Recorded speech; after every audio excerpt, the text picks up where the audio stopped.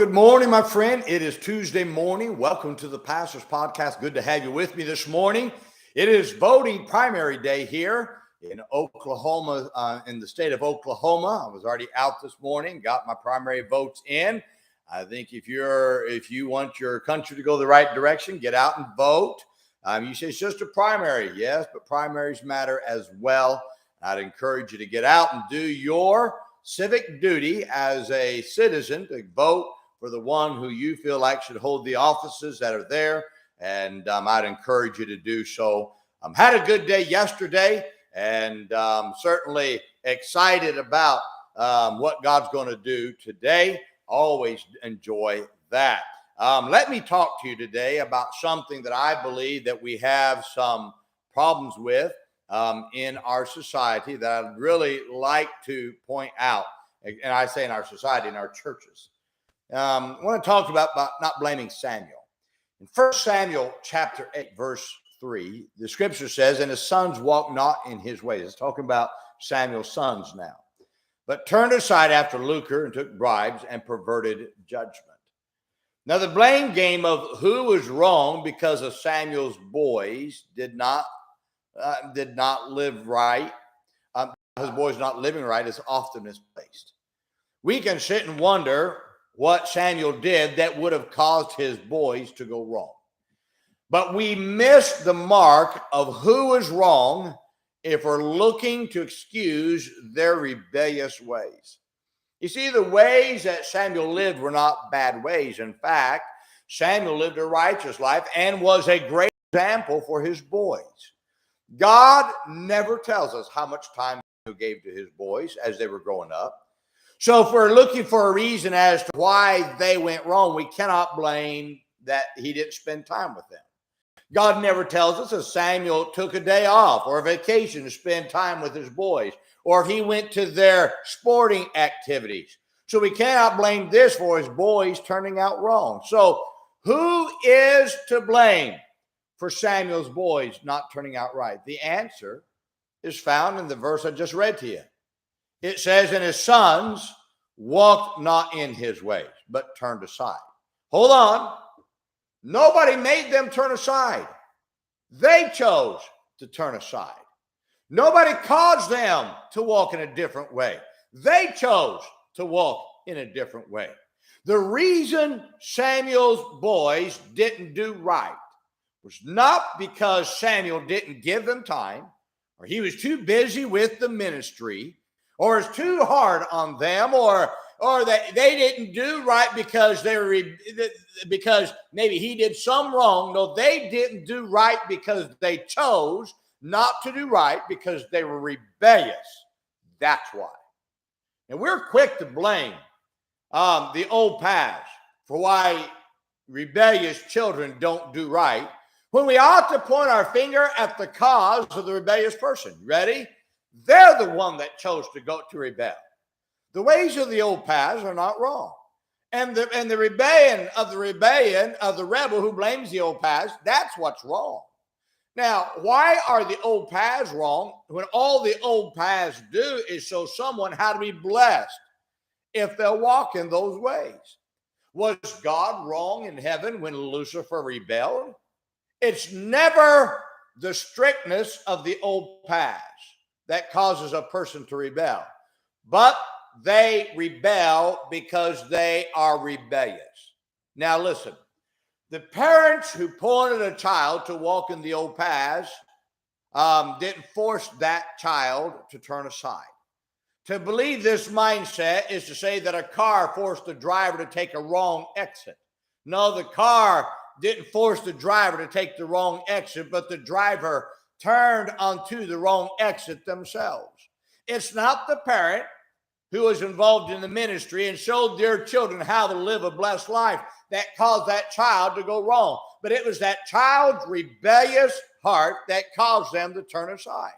Now it's time we stop blaming the parents and the pastor and the old past Baptist church for the heart of the rebellious person.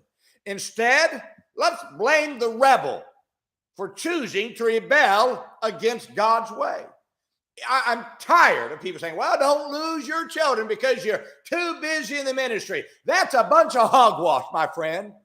The truth is, the reason why someone goes and rebels is because they choose to rebel. It's not the ministry. It's not that mom and dad didn't give them time and wasn't there because for them to play their games in sports. No, you don't listen to me. I'm tired of them saying, well, don't lose your children because you're too busy having them because you're too busy making money so your children can live in a place home. Nobody ever says that. Nobody ever says for the child that goes wayward, well, they were too busy watching their children playing sports. No, it's always the rebel's heart, my friend.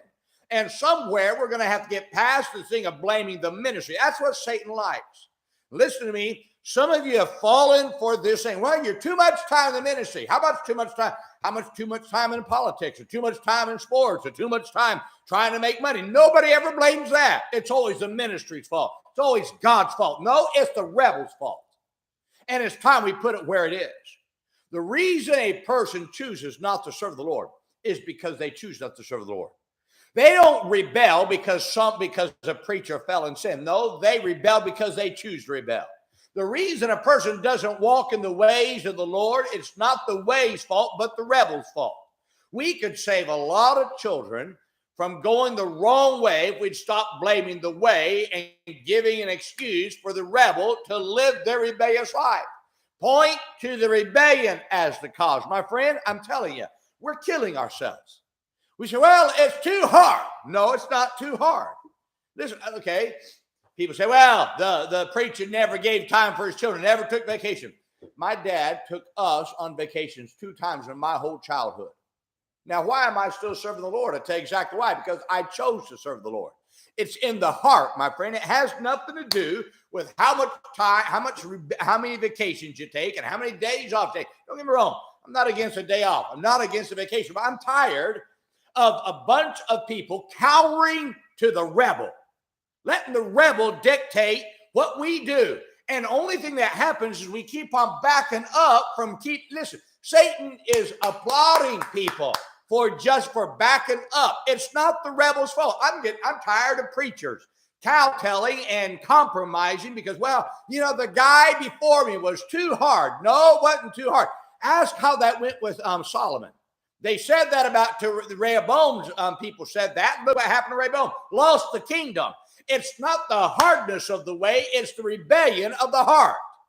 And until we get back to blaming the rebel, we're going to continue to lose children because the rebel is going to take the easy way out because you gave it to them.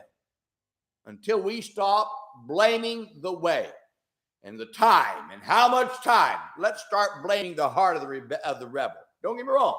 I think you ought to spend time with your children. I think your children, but you know what the best way to spend time with your children? Let them serve God with you. Let the time with serving God be the time you spend with them. I've watched people on both sides of this aisle lose their children. And I've watched people on both sides of the aisle have children that turn out and serve God. You know what the difference is? The heart. That's the common denominator. Has nothing to do with how much time a parent spends with a child. I think dad and mom need to be engaged in the child's life. But listen to me. If they don't, it's still the rebel's fault. Follow me carefully. How does a drunk turn out good children? I'll tell you exactly how. I've got 2 people in my church right now. Their daddy was a drunk, but they turned out right. You know why? Because their heart wanted to do right. I've had people in my church whose children were raised right. Some are in prison. Their children are drunks and drug addicts. Well, is it the parents' fault? No, it's the rebel's fault. Now, you got to stop blaming the old past. The old paths are not the problem, my friend. The problem is the rebel's heart. You say, well, it's these independent Baptists. No, it's not the independent Baptists. It's the rebel's heart. The rebel's always looking for an excuse. And if we give it to them, they're going to go that way. Let's stop blaming the way. Let's stop blaming the old paths. Let's stop blaming the King James Bible, old-fashioned preaching, and the bus route and soul winning. And let's just start blaming the heart of the rebel. So they chose that way. That's why they're there. Samson had good parents. But Samson chose to go the wrong way. That's why he ended up in the cellar grinding like an animal. Wasn't the way. It was the heart of Samson. And it wasn't until Samson got his heart right that he finally realized it wasn't the way. It was his heart. When we start blaming the rebel, we could stop a lot of children from becoming rebellious. Stop blaming the way, my friend. Get busy serving God. Get your children involved with you. And if their heart is right, they'll choose the right way. If their heart is wrong, they'll go the wrong way. It's not your fault, mom and dad. Not your fault. You say, well, I wasn't a perfect parent. There is no perfect parent, but there is a perfect way. That's the old path, God's way. Let's follow that. And let's not blame the Samuels for the children going wrong. Let's blame the rebel for their way, their choice to do wrong. Well, I hope this helps you out today. Now let's remember today, be good to everyone. Everyone's having a tough time. Have a great day, my friend.